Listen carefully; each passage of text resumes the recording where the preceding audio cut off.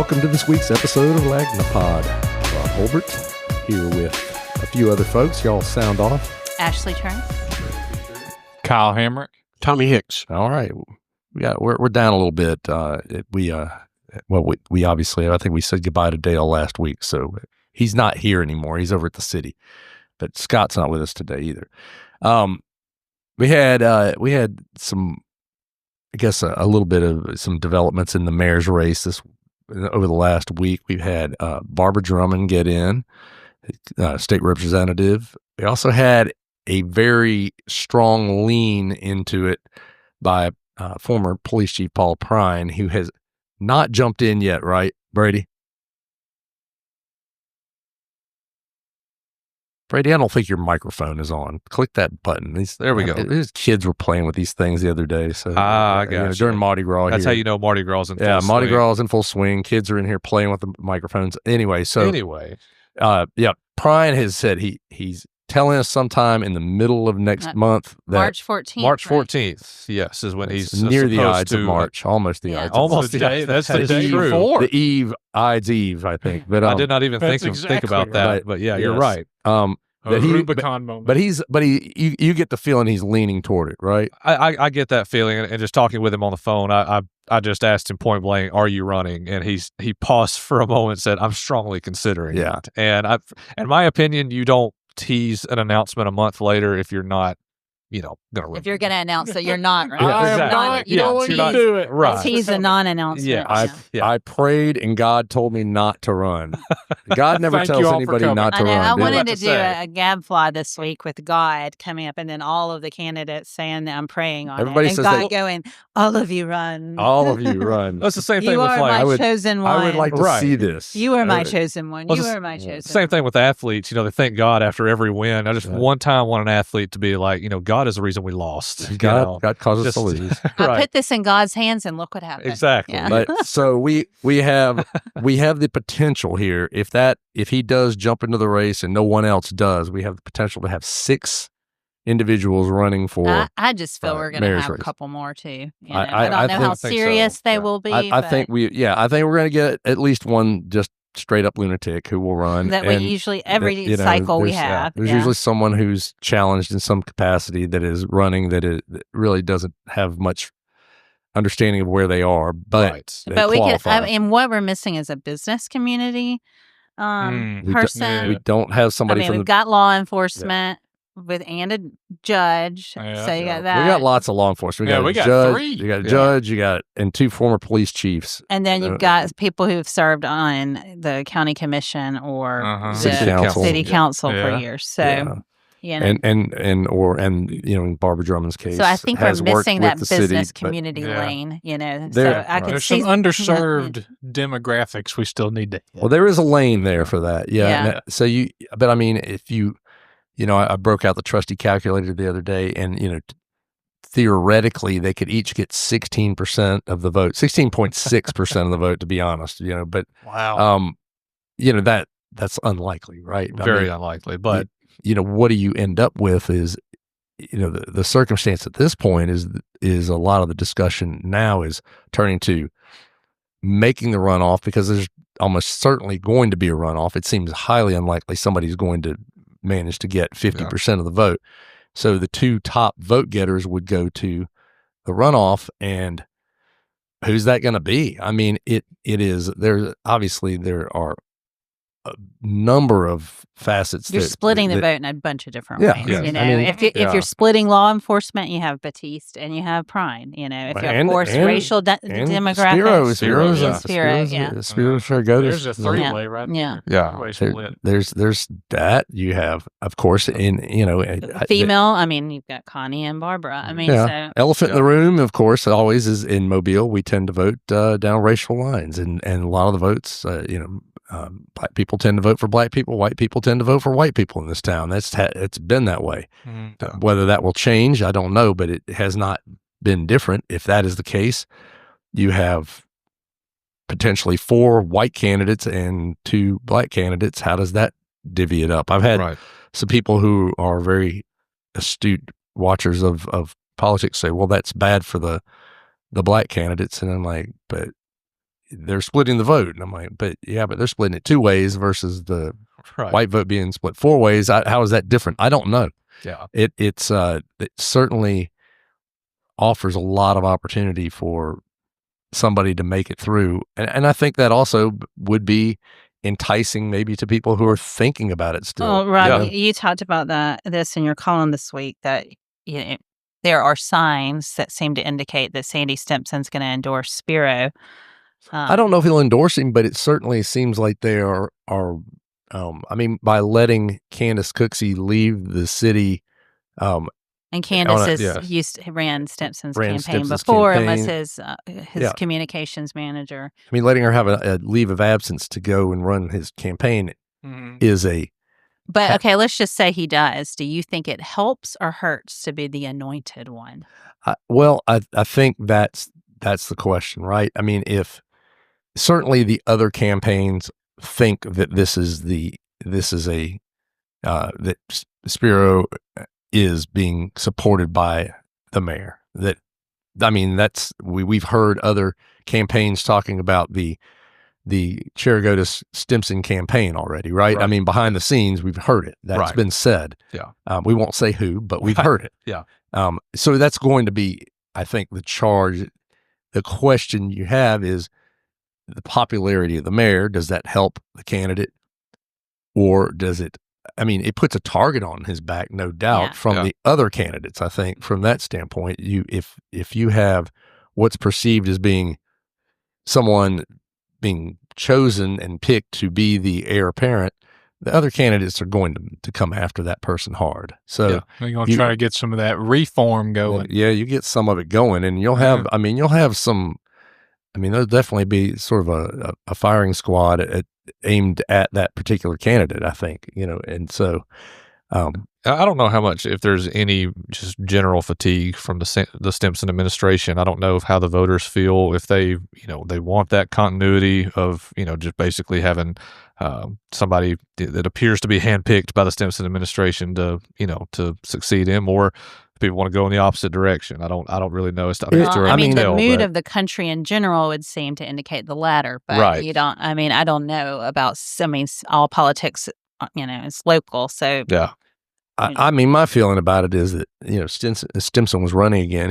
He would easily win re-election, in my opinion. Mm-hmm. But that said, and I mean, even if he picks someone great, they still have to be. I mean, who he thinks is great, they still have to run a great campaign and appeal. I mean, I don't think an endorsement only goes so far. Well, we were.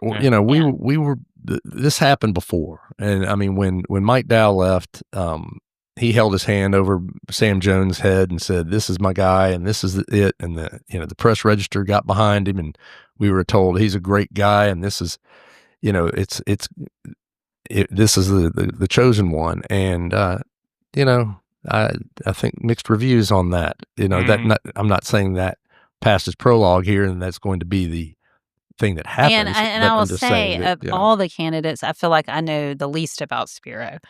Like, seen him I don't on the public stage as much. I know he's a judge, but the average person doesn't see that like you do a public safety director or a police chief or a state rep or so how is he going to be as a campaigner? Well, yeah. And I think the thing is, everybody's coming out of the gate swinging about crime. Okay. Yeah. But everybody's against crime. There's not I'm all for it. There's not going to be for crime. There's not going to be a pro-crime candidate. There's not going to be. It is going to be not yet. Every single one of them is going to talk about how bad crime is and how tough it is, and I'm going to take care of it. And I don't believe them, because I just don't think the kind of crime that we have is you can even do anything. As I wrote in my column this week, even when there are significant improvements in the crime rate in town, you still hear nonstop, there's tons of crime. And I mean, when somebody's getting shot at an apartment complex every day or whatever it is, you're not going to hear anything different from people. I mean, is Mobile unsafe to walk down the street? I don't think so. But I've lived in bigger cities and I've been in different places, and some people who haven't think it's terrifying. How many times do we hear Go to Baltimore. Right. Yeah. Have I mean, fun. how many times do we hear that same report circulate, every couple of months that Mobile is the second most dangerous city in the country? Which is wrong. It's wrong. And but it comes up over and over again. It's cast around on the web, even though it's been debunked. I mean, the group that wrote it was Forbes, I think, that wrote it. Yes, yeah. Forbes came out and redid it and said that was wrong. It was done wrong. Yeah, we had the wrong numbers that were provided. The numbers are wrong, so it was redone. I mean, cares do you about think, that. Brady, you should probably be the one to answer this since you've talked to him the most. Do you think Prine is just going to run on Sandy Stimpson screwed me over, vote for me? Is that going to be his main message? Or that and crime? I mean, because I mean, and I want to be clear, Prine still has a lot to do in order to run. I mean, he lives in Saraland. He's got to move into the city, and plus he's also suing the city. Right. So we're still not really question marks there. Right, we're still not really sure how all that would work. But yes, I think his main platform is going to be crime number one. I got screwed over by the Stimpson administration too. Right. That's going to be his top two things. And I don't know, just speaking with him, I don't know what his platform is going to be on other issues. Well, I mean, it's going to be interesting too, since his lawsuit is not settled yet. Yeah. What he's going to come out and say, because he could say anything. Really. Right. The Stimpson administration told me to do this, that, and the other. He doesn't have like an NDA or anything. So if he runs, he is a wild card in the race because of that. Yeah. I think there's a lot he could say and say, I was told to do XYZ. He also was the chief of police when a lot of these, early morning raids and people getting shot who weren't the right people they were looking for. Yeah. He was the guy. He was the guy. 16-year-old. He was the guy in charge. Yeah. So that's not a positive, I don't think. But to me, the crime issue is one that there's always going to be crime, and it's always going to be too much crime because it's not. There's just too much crime everywhere, but nobody wants to see crime. So to me, that's kind of a gimme. So what's the rest of it? What blows your skirt up about the rest of it with these people after that? I mean, what do they have to say? I think you're going to see a lot of replication of like the Trump Doge thing. I've had a million people say Mobile needs a Doge. Mobile needs a Doge. Yeah. I'm not against that sort of thing at all in terms of going through. Government needs to be gone through and looked at. I have no problem. Now, does it need to be done in 1 week? I think it's a bit hasty. I'm not going to get lost in that. But I'm just saying, yes. I mean, the concept of looking through and finding wasteful spending at the city level, great. Or bring just it, or the county level, or whatever, just run more efficiently. I mean, just the how difficult it is just to get your business license after you pay for it 6 to 8 weeks. Yeah, 6 to 8 weeks to get a business license. For it's a ridiculous. Piece of paper that you should just be able to download instantly. There are numerous things here that could be done better. One department I dealt with just said, "Hey, go look on the city website." I mean, well, which part? It's vast. The city website is vast. And not easily, yes. And a lot of the categories sound all the same. Like so those are big things, I mean, what are they going to do to differentiate when you have 6 people let's just give up on litter. That's a lost cause. I've just written that off as I think I could get rid of litter, but that's just. You just have to shoot people. Well, I think you shoot a few folks, and things will straighten out. Things will change for sure. Tolerance. Don't shoot your friend that you have a beef with. Just go out and shoot the litterer. There you go. Somebody when zero tolerance. Throw that cigarette butt out. We are joking, folks. We're not advocating this. Please don't do that. But I mean, it is those things are going to be important in terms of differentiating yourself as a candidate. When you've got 6 people, if all 6 people are standing around saying, we got to fight crime, we got to do better on crime, we got to do this. I mean, I know it's important, but everybody's going to be saying the same thing about crime. So where does it go after that? I mean, and I think another good one is downtown blight. I mean, can anybody actually do anything citywide about that? blight is? I mean, how long is the Colonel Dixie going to sit? There are how many of these empty drugstores are there going to sit there? For years on end. I mean, other people seem to have a handle on this. I go to other towns and you see they don't tolerate. Right. They don't accept this, but we do. So yes, there are many things that could be could make a campaign. That's the question. Are we going to hear that? And, I think that's the big thing. I think certainly candidates who have been around the block more, like Connie Hudson, she knows that there's going to be other issues to deal with. I think some of the newer candidates, people who haven't run for public office before or have only run for, at one time or something, they may have a little more to learn about the campaigning process. Right. So it's going to be fascinating. It is, again, still sitting and waiting for more shoes to drop into the race. So we'll see what happens. I think we'll get at least 2 more. I think 1 or 2 for sure, but and I feel like Prine's going to get in. Although that's, it may not. I mean, there's certainly in the past, people have made a lot of noise about running and then pulled out at the last minute. So we'll see what happens. But we're going to take a quick break. We're going to come back with Tommy Hicks. We're going to talk about some statues. Down in our Alabama town, Lanyard Daily is on the beat. For just $6.50, it's all the news, keeping local folks in the loop. Oh, Lanyard Daily, every single morning, catching up on stories while the coffee's pouring. The local troops on every page, news for the folks of every age. It's just $6.50 a month for Mobile's daily news, Lanyard Daily. Get signed up now at lanyardmobile.com and help keep Mobile funky.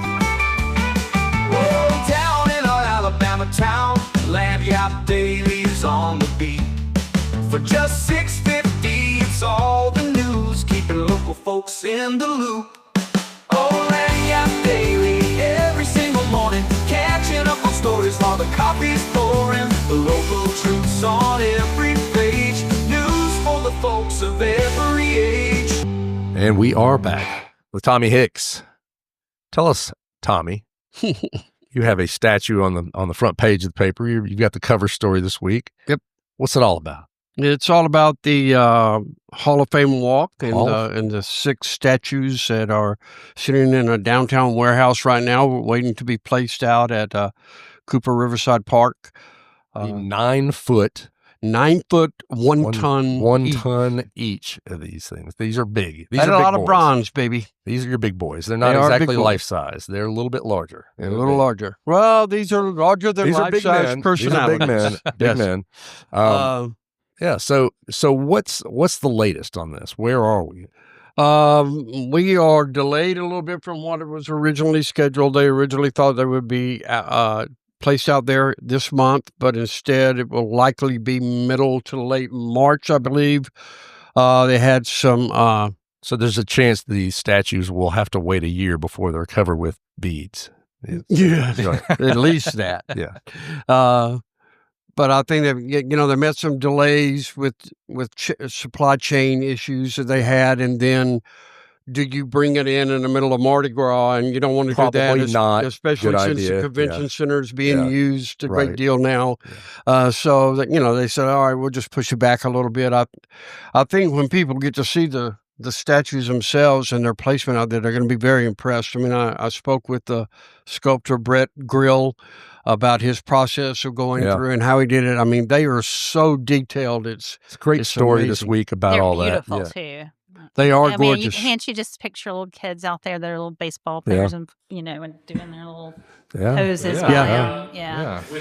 They got each of the guys in a really good pose. I mean, Satchel Paige has got the high kick Right. Yeah. for him, and Hank Aaron and Billy Williams and McCovey are all with their swings, having come through with their swing.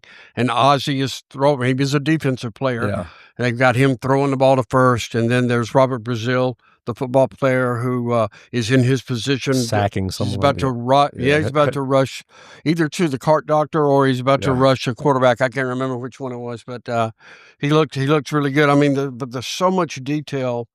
Like with Billy Williams, people from my generation, which is way back from all of y'all generations, when they played baseball and they had the batting helmet, they took their baseball caps and they folded them and they put them in their back pocket. Well, Billy Williams' swing, if you look behind it, it shows him with the cap tucked into the back of the pocket, which is like, it's good detail. Yeah, good detail. I mean, he Grill, the sculptor, said he used every photo, every video that he could get. He talked to the families, said, send me stuff I want to see from even bad photos. I want to see all angles. And he really did a great job. I mean, Brady went with me out there to see the statues when we got to view them. And facially, you can walk up, and there's a lot of times you look at a statue and go, I don't know who that is. But each one of these, the detail and the facial recognition is just immediate. You know, exactly who the one on the cover of Hank looks like Hank. Yeah. I mean, his face. There have been some of these that have gone terribly wrong. Like I think one of Dolly Parton, and then one of basketball player recently. Dwayne Wade. Yeah. Yes. I think the most... Yeah, the most famous one is the Cristiano Ronaldo, the soccer one. That one. There's nothing worse. There's nothing worse than having a statue that doesn't look like. Well, I mean, you, even you the know, Rafa Nadal one at the French Open one doesn't really look like him either. There's some bad ones. I'm predicting ahead of time that the Satchel Paige will be the most imitated one, but people will be taking pictures of doing the high kick, you know? Yeah, I mean, it's impressive the way it is. I don't think anybody wants to try and do that imitation, or they might have to have a medical staff available. There's going to be a lot of folks who do it. I feel certain. Yeah. But he even got back then they wore wool uniforms. Yeah. And you could tell the difference in Satchel's uniform when you look at McCovey and Aaron and Ozzy and the rest. You know, you just see, oh gosh, that's a much different material. Yeah. And the process that he went through is really, really very interesting. How he built 8 to 12-inch models of different poses for each player, and then he stepped back to see which one appealed to him most, and then he built a bigger model from that. And took it in front of the committee, this committee that was overseeing the work. And they went, yeah, that's good. And then from that, he built a full scale model, and then he hands it over. I didn't know this part. He hands it over to a bronze company that does all the bronze work. I didn't realize that either. Yeah. Yeah. Interesting. I thought he did that, but no, it leaves my hands, and they put it together. And then bring it back, and he, oversees, okay, this is good. That's got to be nerve-wracking. But how do they move it?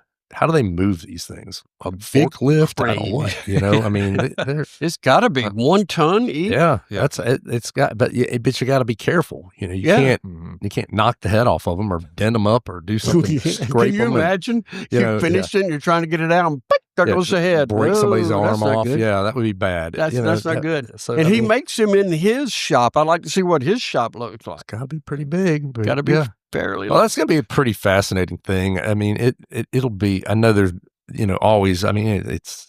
I don't even know why I mentioned the grousers, because there are grousers about everything. But there's always some people who are complaining about these things. But I do think it's going to be a nice addition downtown, and something that will attract people over to Cooper Riverside Park, and people can go over there and hang out and see that. It'll be exciting, I think, and especially kids, I think, will love it. Yeah, it'd be really cool. And I think the city had plans to have like a blank pedestal to where kids could take their pictures among it and be like the next great athlete from Mobile. And so I think that's going to be, like you said, just a huge attraction for downtown Mobile. Who are the next people who might be immortalized out there? We were hoping Willie Anderson was going to get in this year, the football player. He's 4 straight years he's been a finalist for the Pro Football Hall of Fame, and he hasn't gotten in. If you think offensive linemen don't get any respect, if you're a right tackle offensive lineman, you really don't. I mean, when the offensive linemen go in, it's usually a left tackle. Yeah, he should definitely be. But he should definitely be in. I hope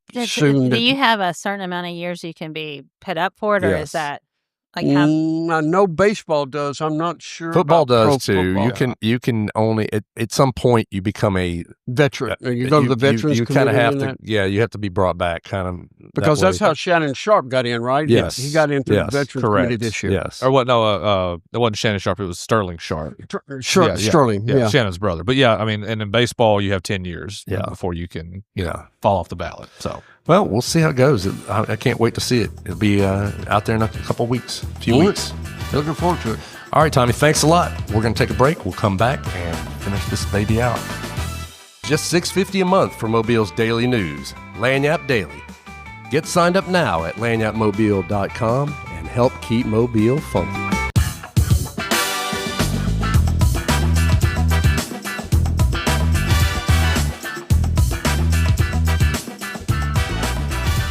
And we are back. Brady, you've got the kind of news that you don't usually get when you're building a public building this week. That it came in under budget. That's a rarity. That's very rare. I mean, I can't tell you the last time I heard the words under budget for now, anything. I mean, let's also just preface this by saying the bid was under budget. Correct. It ain't done yet. It ain't done. It ain't even started yet. All right. So, I mean, we'll see if it finishes under budget. But that's the thing. It's easy to bid under budget. Contingency plan. It's easy to bid under budget, but then getting there is the other thing. So, right. What's the deal there? We finally have a dollar figure for the Civic Center. Yes. Last Friday, the Birmingham-based, I believe it's B.L. Harbert International, was awarded the lowest bid. They came in at, I think, $237 million is what it was. And so yesterday, the city took the first step of awarding that bid. They're going to take out $250 million in bonds to pay for the primary construction. Now, they were expecting this bid to be more than $300 million. Correct. So this is a significant chunk of money. Yes. Less. It's close to $70 million. This company also built the convention center. Built the convention center. They built Auburn and Ole Miss's men's basketball arenas. Yeah. So they're, if there's a company that you want doing a project like this would seem to be the one to go with. They have some history. So yes. That's good. And another cool fact is the president and CEO's father actually helped renovate the Bankhead Tunnel as well back in the 60s. Very so cool. Another little tie-in. But the fact that it came in under budget, it really kind of relieves a lot of pressure on the city. Yeah. I mean, heck, coming in $70 million or so. That's a lot. Provides you with a lot of leeway. That's a big percentage off of what they were expecting. So that's good. Yeah. All right, we're gonna move on here. We're trying to kind of lightning round this thing today. So Kyle, you've been following some stuff in the legislature going on. One of them being the vets bill that we've been talking about for weeks. The change that they're pushing to try to take the commissioner of the Veterans Affairs and move that into a cabinet position and basically strip the board turn the board into political appointees, essentially. Yeah. An advisory group. So where are they now at this point? They have jammed that bill through the Senate. They got a vote of final passage, and it is going to the floor of the House for further voting. It got ramrodded through. It sure did. There was a Democrat from Mobile and a Republican from Baldwin County who got up because there was a new version of the bill dropped. Yeah. That basically keeps the board the exact same way, but still puts the commissioner in the cabinet. They were both like, this needs to be laid over. We can't vote on this now. A bipartisan group of people were like, you need to hold off on this. And they said, nope, we're going to vote. We're going to vote it now. They got stampeded over. They got stampeded. Yeah.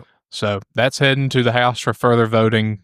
Probably could be next week before they do that. And then there's also a bill, the NIL bill, to relieve college football players of having to pay state income tax on NIL. That is correct. In order to help pump our college football teams up to a better degree. Well, and I did hear a legislator trying to defend this. It's not really about the $1 million players. It's about the 30 and the little guy. It's about the little guys. The little guy. Oh, that's with nice. the local car dealership. It's not about the studs. Yeah, it's not about that. That's right. It's the little guys. They only get like 30 or 40,000. The ones just enough to live. We're trying to attract more of them. Yeah. We don't want those guys. These boys are going to starve. We don't want those blue chip players they're paying millions for. We want those guys that are making 30 or so. Yeah. Sonny Bubba Jr. That's who we want to get. So that's the plan. I actually passed that along to Brady since he's the sports guy. He knows more about it than I do. I mean, on the one hand, wanting to exempt, people from or student athletes from state taxes. A lot of people are going to be against that. But then I was talking to somebody the other day. The moment Alabama and Auburn start losing, like just year after year, people are going to change their tune and they're going to be like, we have to level the playing field. Especially when you have states like Tennessee and Florida who already don't have a state income tax. So, it's still, I mean, come on, that we can make that same argument. Well, it's the taxes are higher in some other state, or it's more expensive to live there. It's more expensive. I mean, look, Alabama and Auburn just played basketball number 1 and number 2 this week without a tax break for. I mean, exactly. This whole carving things out, people out, and well, if you've got overtime, you don't need to pay taxes on that. And you don't have to pay taxes on this and on tips. I mean, it just seems to me like we just are on this mood where we're going to figure out a million different ways to exempt people from income tax who. I mean, that's just the way of the world, man. I mean, you got to pay income tax in most places. I mean, there are states that don't have it. Well, I mean, if the NCAA would step up and really be like, hey, this is how this should work, you don't have to worry about this, but they're not doing it. It is. It just creates more. The wild, wild west. It does. It just creates more confusion in this whole arena, but we'll see. Let's just all contribute our tax dollars to paying these guys. Are we behind that yet? I mean, it's getting there. I mean, how close? I guess we already are in some ways. It's in the state good to have good teams. People are in better mood. Can I designate where my tax dollars go? Like if I want a team, which team can I support with my tax dollars? So moving on, Kyle, you went out last week and kind of rode around over in Baldwin County and talked to some folks who are in the construction industry, some who are immigrants, some who are not. Right. And you heard some interesting stories. What did they tell you about? All of them are very concerned that increased fears of ICE raids and immigration arrests could negatively affect the construction of homes in this is Baldwin even the white bread folks you talk to. That's true. Who are U.S. citizens, born and bred here. They're concerned as well. One just told me straight up, and this is a direct quote, it ain't going to be good for the economy. Yeah.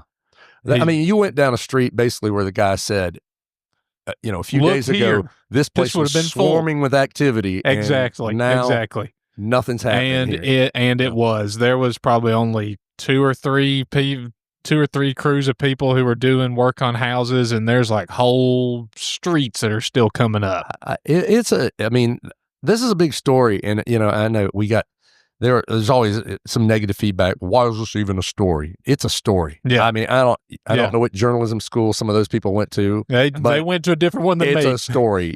I mean, regardless, I get that people may not want to hear about the negative sides of some of this stuff, but if you're trying to build a house and you can't get the house built, and you own a construction company and you can't build the house and get the money for it, it's going to be tough. Yeah. And I spoke to a woman from Honduras who has been here for 7 years. Yes. She's got a work permit. She's good. She's good to go, but she still said, I'm scared to come to work. And I've got several people who are like me, who are also very scared to come to work because of the police just coming by whenever they want to. Fear of being snatched up and just having to deal in the system, whatever. I can see that. I mean, look, obviously, they just need to figure out this whole work permit and visa thing. I mean, that is the number one. I am not advocating for people to come across the border illegally. I'm not saying that. This labor in both farming and construction. This labor is baked into the economy at this point. And it is going to require, to me, it needs to be deftly handled, not run everybody off because, I don't know when the last time you had your roof done around here, but I got to tell you, the folks that did it, they were not born here. I know, there's a lot of things that happen. I've seen plenty of construction work going on around here, and the people who are doing it, certainly it's going to get warm here pretty soon. There's going to be crops being harvested, and we went through that 10 years ago when people left, and I think there were a lot, ended up having to pay the farmers subsidies because crops rotted. So I don't know that that's a winner for everybody. And certainly, I think a lot of people are saying, when we heard during election time that this was going to be taking care of criminal elements, things like that. And which I wholeheartedly agree with, getting rid of people who are here. doing criminal actions, I think it makes perfect sense to get rid of them. But people who are here and have been here and are doing jobs that, frankly, a lot of people around here don't want to do. Yeah. The question is, we'll see. We will see if people actually take these jobs. And I mean, I see folks online, well, you got to pay them a better wage. Okay. I think the folks that are doing these jobs are not being paid super cheaply as it is right now. Right. So I don't think these are like the wages are different or particularly lower. So we'll see what happens. And then you also went and covered our new congressman to this area. Barry Moore had some comments about the bridge yesterday. That's right. He spoke to the Mobile Chamber. He said he is committed to getting some more millions and billions for the Bridge and Bayway. He's your congressman, right? He is not my congressman. I believe he is not mine. I believe he is my congressman. Yeah. I think he is because he is the southern part of Mobile County. I think I'm and down Baldwin far County. enough south where he is my congressman. Yes. So your guy said he is committed to getting more money for the Bridge and Bayway, even if that means we have to paint it gold and name it after Donald Trump. Okay, that was a joke, obviously, right? It was a joke. I just there was some laughter. Think that we were trying to say that he's going to paint the bridge gold. He was very proud of this joke. He repeated it, but it was a joke. But it was a joke. Yeah, just stranger things have happened. Stranger things have happened. Living on the shores of the Gulf of America. And the Gulf of America. The chamber president Bradley Byrne jumped right up and supported that concept as well. He sure did. He also joked that they would support that as well. Yes. But I spoke to him after, and I asked him exactly what his plans are. Barry Moore. Yes. Not Bradley Byrne. Not Bradley Byrne. Barry Moore. And he said, he's going to fight for AlDOT to get some loans, to get some grant money, because right now we're at just under $1 billion of a $3.5 billion project. That's kind of a, and the convention center company built the bridge. That's kind of unusual. Do they do any of that? Yeah. That's kind of unusual for Barry because Barry's very anti-spending of any sort. That's correct. And has been. That's what he told us. He's not Santa Claus. He told us he was not Santa Claus, and in fact, he was very critical of the infrastructure spending of the past administration. But maybe he spent some time on the Bayway. Of course, when you want during the summer months, when you want to get reelected, we'll see. Yeah, we'll see what he does. But all right, so maybe we'll get Saturdays on the Bayway during the summer. That will change. That'll change. During the summer on the when the condos check out at 10 a.m. That's about noon. About noon, they get up there. At that point, you could hand everybody a bucket of gold paint, and then get out there and do it. Yeah, name it whatever you want. Exactly. Just get us out of here. Name it Steaming Pile of Poop. That's not a good name. But no, that's not a good name. Especially not gold. But anyway. Well, we'll leave on that high note, and we're going to give it a break. We'll be back next Thursday with the next episode of Lagnapod, folks. Thanks for listening to us. Y'all have a great week. The Lagnapod is a Something Extra publishing production. Executive producers are Rob Holbert and Ashley Trice. Music is by Some Pulse Sounds and Electro Animals. Only subscribers like you have access to this podcast. Tell your friends they can sign up at my.lanyapmobile.com. For advertising opportunities, please call 251-450-4466.